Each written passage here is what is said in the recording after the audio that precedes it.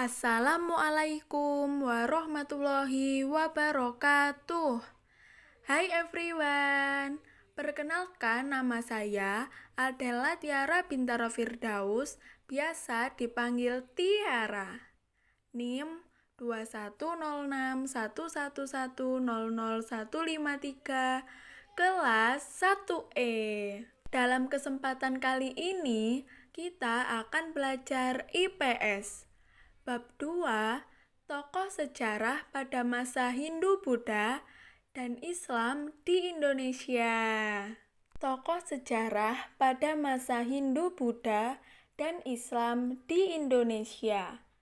Ini yang sudah kita ketahui. Sejarah perjalanan bangsa Indonesia sekarang ini tidak bisa lepas dari proses berdiri, berkembang, dan jatuhnya kerajaan-kerajaan yang pernah ada di bumi Nusantara atau Indonesia ini. Dengan perkembangan bangsa Indonesia banyak dipengaruhi oleh budaya bangsa lain. Hal ini disebabkan karena letak wilayah Nusantara atau Indonesia ini yang menjadi jalur lalu lintas perdagangan dunia. Kemudian kebudayaan yang masuk ke wilayah Nusantara dipengaruhi oleh agama-agama besar di dunia, yaitu Hindu, Buddha, dan Islam. Untuk itulah kerajaan-kerajaan yang ada di wilayah Nusantara ini tidak bisa lepas dari pengaruh agama tersebut. Yang pertama adalah pada masa pengaruh agama Hindu ada 4 kerajaan. Yang pertama adalah Kerajaan Kutai. Pendiri dari Kerajaan Kutai adalah Kudungga. Ia adalah orang Indonesia asli yang belum terpengaruh oleh budaya Hindu. Oleh karena itu, ia tidak dianggap sebagai pendiri keluarga kerajaan. Tetapi anaknya yang bernama Aswawarman dan dianggap sebagai pendiri keluarga kerajaan. Karena pada masa itu sudah ada pengaruh dari agama Hindu. Sementara raja yang paling terkemuka atau yang paling terkenal adalah Raja Mulawarman. Raja ini berperadaban baik, kuat, dan berkuasa pada Kerajaan Kutai. Yang kedua adalah Kerajaan Tarumanegara. Kerajaan Tarumanegara, raja yang sangat terkenal adalah Raja Purnawarman. Dianggap sebagai penjelma Dewa Wisnu. Dan yang ketiga adalah Kerajaan Bali. Raja yang paling terkenal di Kerajaan Bali adalah Udayana Warmadewa. Udayana ini adalah anak seorang putri Kamboja yang melarikan diri ke Jawa Timur dan menikah dengan Putri Mahendra Datta. Dan yang terakhir adalah Kerajaan Pajajaran. Raja Kerajaan Pajajaran yang terkenal adalah Sang Ratu Jayadewata dan mempunyai gelar Prabu Guru Dewata Prana. Kemudian tokoh sejarah pada masa pengaruh agama Buddha, di sini ada 2 kerajaan. Yang pertama adalah Kerajaan Kalingga atau Holing, yang dipimpin oleh seorang ratu yang bernama Sima. Pemerintahannya amat baik, keras, dan adil. Dan yang kedua adalah Kerajaan Sriwijaya. Raja-raja Sriwijaya ini merupakan pelindung agama Buddha dan penganut agama yang taat. Hal ini bukan suatu hasil perkembangan dalam waktu yang singkat. Raja yang terkenal dari Kerajaan Sriwijaya adalah Balaputra Dewa dengan gelar Sailendra Wamsati Laka Sriwirawiri Matana. Kemudian, tokoh sejarah pada masa pengaruh agama Hindu dan Buddha, di sini ada 4 kerajaan. Yang pertama adalah Kerajaan Mataram kuno. Raja yang terkenal pada kerajaan ini adalah Raja Sanjaya. Ia dijuluki raja yang gagah berani.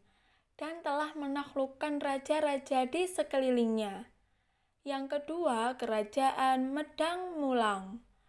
Raja yang terkenal pada Kerajaan Medang Kamulang ini adalah Raja Airlangga dengan gelar Rake Halo Sri Lokeswara Dharmawangsa Airlangga Ananta Wikrama Tunggadewa. Kemudian Kerajaan Singasari. Ada 5 raja yang terkenal di Kerajaan Singasari. Yang pertama adalah Ken Arok. Yang kedua adalah Anusapati dan Tohjaya. Yang ketiga adalah Wisnuwardana. Dan yang terakhir adalah Kertanegara. Dan Kerajaan Majapahit, raja yang memimpin adalah Raden Wijaya. Kemudian Raja Jayanegara. Kemudian Raja Tribhuwana Tunggadewi. Dan yang terakhir adalah Raja Hayam Wuruk. Kemudian tokoh sejarah pada masa pengaruh agama Islam. Ada 7 kerajaan atau biasanya kalau kerajaan Islam ini disebutnya dengan kesultanan. Yaitu yang pertama adalah Kesultanan Samudra Pasai. Ini dipimpin oleh raja yang bernama Sultan Malik Al-Saleh pada tahun 1297.